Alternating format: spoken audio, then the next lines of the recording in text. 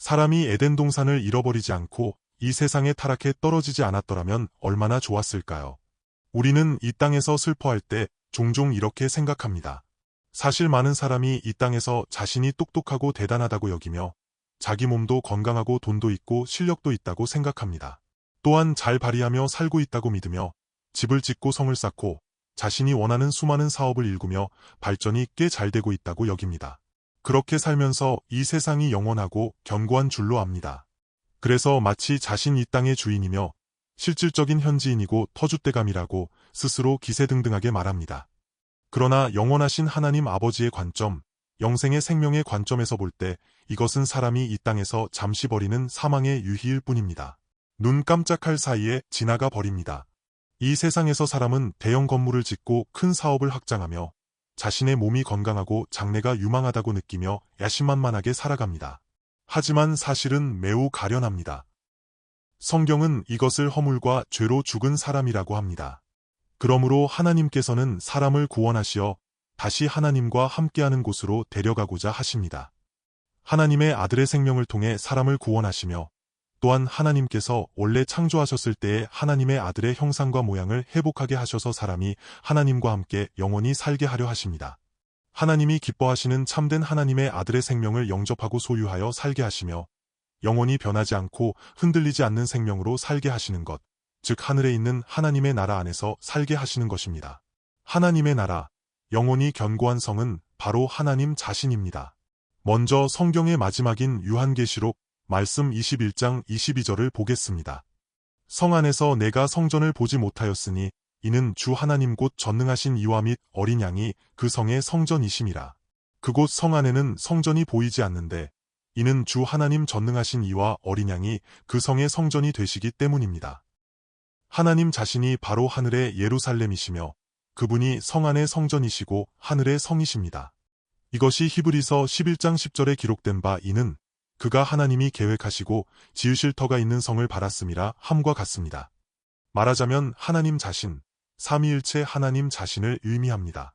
사람이 창조되었을 때 이 하나님 아버지의 집에서 살았고 아버지 안에 거했습니다. 하나님의 아들의 신분과 생명으로 하나님의 나라, 곧 천국에 거했는데 이는 하나님 자신인 성부, 성자, 성령 안에서 이 관계 속에 살았던 것입니다. 하나님 보좌의 그 영광스러운 자리, 하나님이 초대하신 그 위치에서 살게 하신 것입니다. 요한계시록 3장 21절을 보겠습니다. 이기는 그에게는 내가 내 보좌에 함께 앉게 하여 주기를 내가 이기고 아버지 보좌에 함께 앉은 것과 같이 하리라. 이기는 그에게는 내가 내 보좌에 함께 앉게 하여 주기를 이라고 하셨습니다. 하나님은 우리가 그분과 함께 보좌에 앉게 하시는데 이것이 바로 하늘의 위치입니다. 여기서 히브리서가 말하는 그 성, 터가 있는 성은 하나님이 경영하시고 지으신 것이며 하나님의 성소이자 하나님의 아들입니다. 말하자면 하나님의 아들은 우리가 하나님과 완전한 부자 관계 안에서 살게 하시는 분입니다. 하나님의 아들 자체가 하나의 성소이며 하늘의 성이고 이것을 천국이라 부릅니다. 그러므로 하나님은 사람을 부르시고 택하십니다. 하나님의 구원은 하나님의 나라를 회복하는 것입니다. 그래서 하나님께서 아브라함에게 약속하시고 그를 택하실 때 본토 친척 아비 집을 떠나 내가 내게 보여 줄 땅으로 가라 내가 너로 큰 민족을 이루게 하리라고 하셨습니다. 이와 같이 그를 하나님의 큰 나라가 되게 하셨습니다. 하나님은 이러한 약속을 하셨습니다. 이것은 그 땅을 떠나 그를 위해 예비된 하나님의 나라로 가야 함을 의미합니다. 그리고 이 메시지는 이미 끊임없이 선포되었습니다. 그렇다면 하나님의 약속이 실현되는 과정은 어떠합니까? 하나님의 약속과 구원, 하나님의 나라는 끊임없이 실현되고 나타나는 과정이 있습니다. 이것이 히브리서의 메시지이며 히브리서 11장이 우리에게 말하고자 하는 바입니다.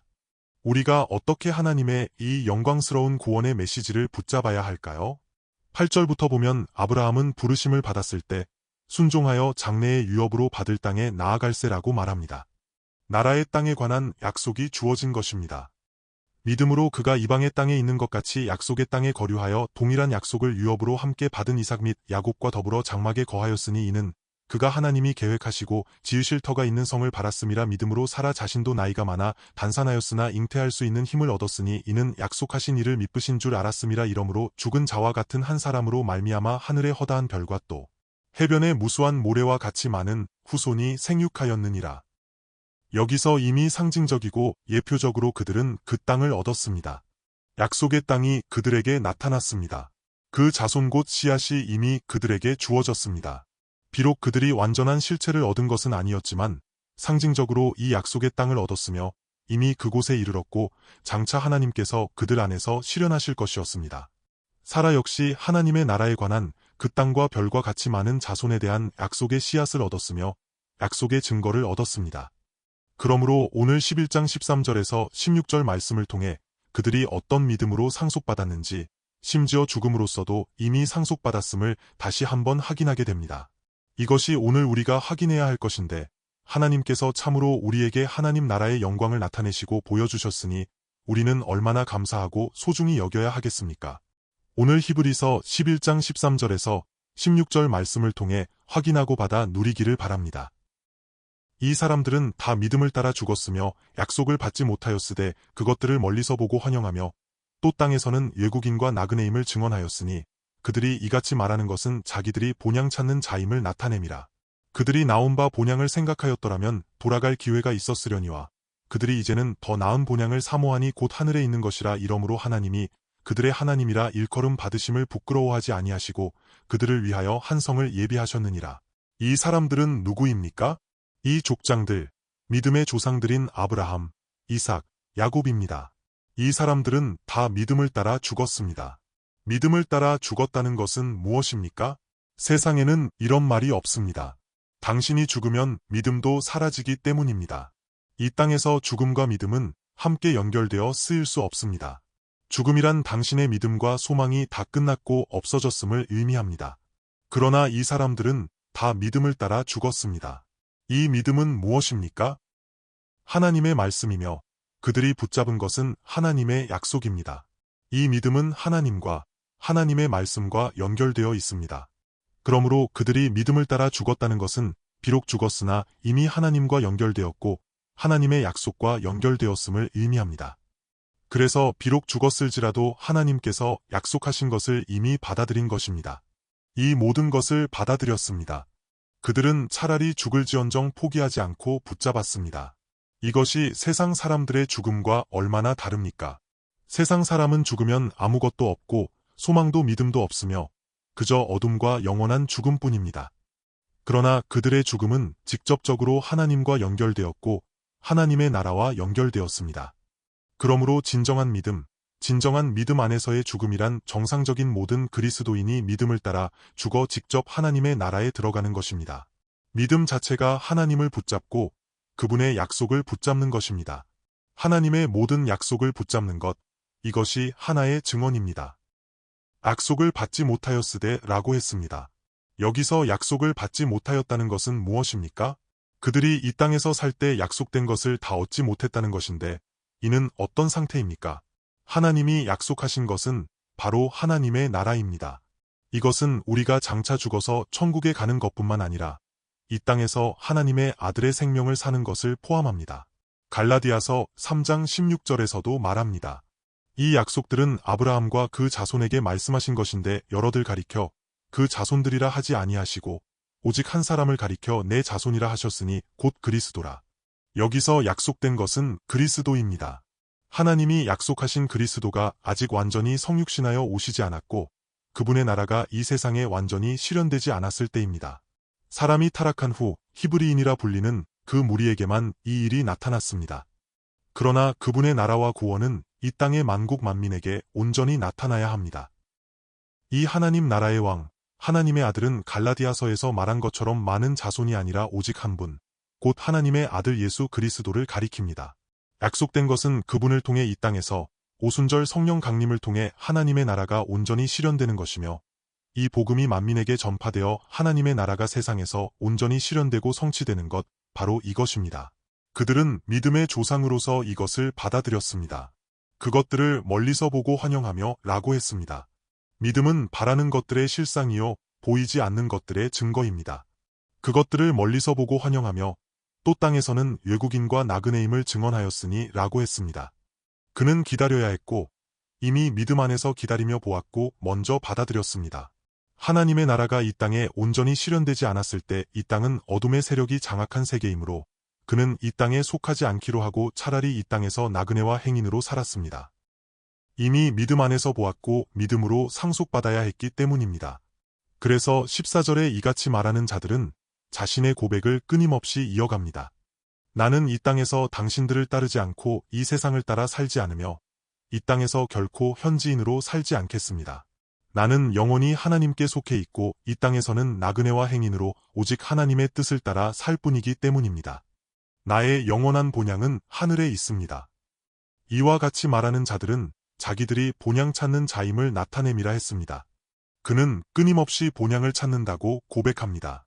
그 본향은 지금처럼 사람이 허물과 죄 가운데 살며 부패함이 가득한 그런 상태가 아닙니다. 그는 본향을 찾고자 합니다. 그는 에덴 동산의 상태를 들었습니다.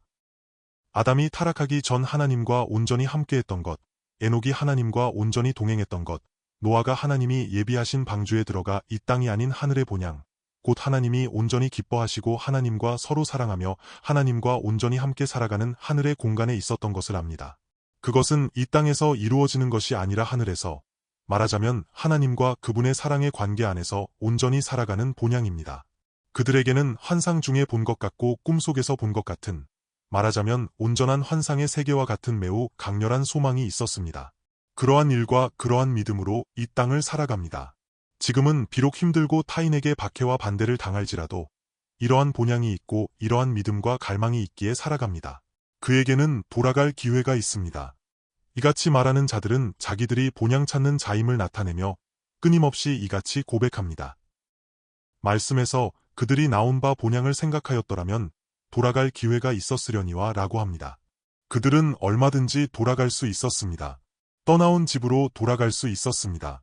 아브라함처럼 말입니다. 그도 돌아갈 수 있었습니다. 그의 본래 고향은 갈대아 우르였고 그곳에는 영양도 있고 집도 있고 그의 산업과 관계와 힘이 있었습니다. 말하자면 그는 이 세상으로 돌아가 주인 노릇을 하고 현지인이 되어 그곳 땅에서 사람들에게 인정받는 환경 속에서 그렇게 살아갈 기회가 있었습니다. 야곱도 마찬가지입니다. 그도 외삼촌 라반의 집으로 갔지만 야곱 역시 라반의 집을 떠나지 않을 수 있었습니다. 그곳에도 집이 있고 영양이 있었으므로 그곳에 머물 수 있었습니다.